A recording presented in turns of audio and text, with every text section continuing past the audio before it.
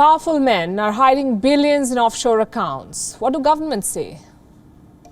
We'll order a probe. That's what they say. See where it goes. A woman decides to get an abortion. She makes a decision for herself. Suddenly, all hell breaks loose. The free world is collapsing. Human rights are being violated. Tells you everything about the debate around abortion. Because this is not about religion. It's not about ideology. It's about controlling a woman's body, her choices. But this is 2021. And women are fighting back.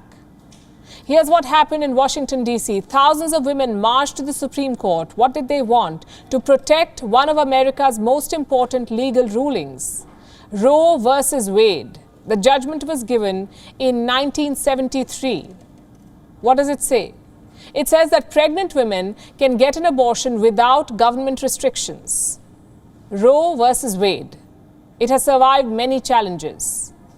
But a new one is coming this year. On the 1st of December, the US Supreme Court will decide on the legality of this ruling, on the legality of abortion in America. Now, it's bad enough that they're going back to this question in this day and age. It's worse because there's a good chance that American women will lose their right to abortion. And that's because the American top court has a conservative majority, so there is a real possibility that 170 million American women will lose their right to abortion. And remember where this is happening, not some conservative monarchy, not some hardline dictatorship. This is happening in the United States of America. Women have been left to fight for themselves, and that's exactly what they're doing. They are fighting. 660 demonstrations were organized this weekend. In Washington, in Houston, Texas, in New York City, the turnout was massive. Most of the protesters were carrying banners. Some of them were rather interesting. We picked the best ones for you. This is what one says: don't like abortion, don't get one. Well, it seems like a fair point to us. Keep your laws off my body. That's another one. Against abortion, have a vasectomy. That's an interesting point. Not many people talk about it. Now, these protests are happening coast to coast. It's a diverse movement. There are people of all ethnicities participating, all ages and all religions. And their message is quite simple and clear. Our body, our choice. Yeah, we got to keep on fighting. We can't give up. Because you see, not only is abortion health care, but my organization, we believe that it's also self-care. And we say that loud and proud, that it is self-care. And so while we seek to do what we need to do to take care of ourselves, then we're going to keep on giving it to Texas. Black folk, non-white folk, all of us are telling people today, you can no longer tell us what to do with our bodies. In Texas, the protests were more vigorous. The state has passed one of America's most restrictive laws on abortion. And this is what it says. This is a Texas law. Your cab driver or even your neighbor can stop you from getting an abortion. And they can also make $10,000 in the process.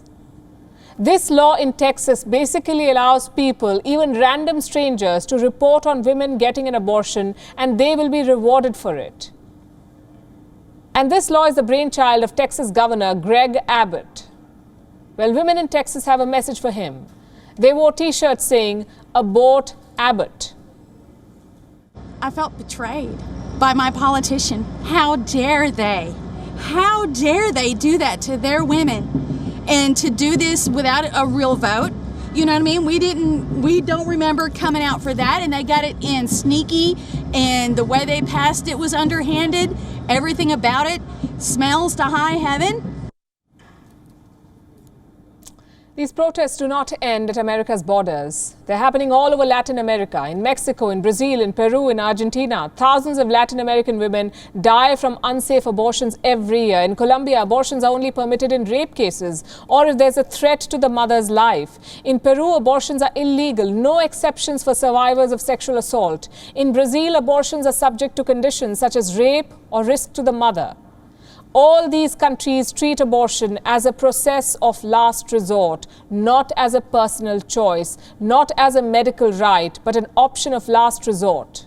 And this thinking needs to change. Abortion is a non-negotiable right. Politicians cannot put caveats on it. They cannot ban it. Imagine if these restrictions were placed on men. Do you think the reaction would have been the same? It reminds me of a joke on social media. If men could get pregnant, they would make ATM machines for abortion pills. And it's true. They probably would. Politics must end outside our personal space. What women do with their body is not the government's business, not any government's business. You know what is? Guaranteeing safe and affordable health care, including reproductive health care. Maybe politicians should focus on that. WION is now available in your country. Download the app now and get all the news on the move.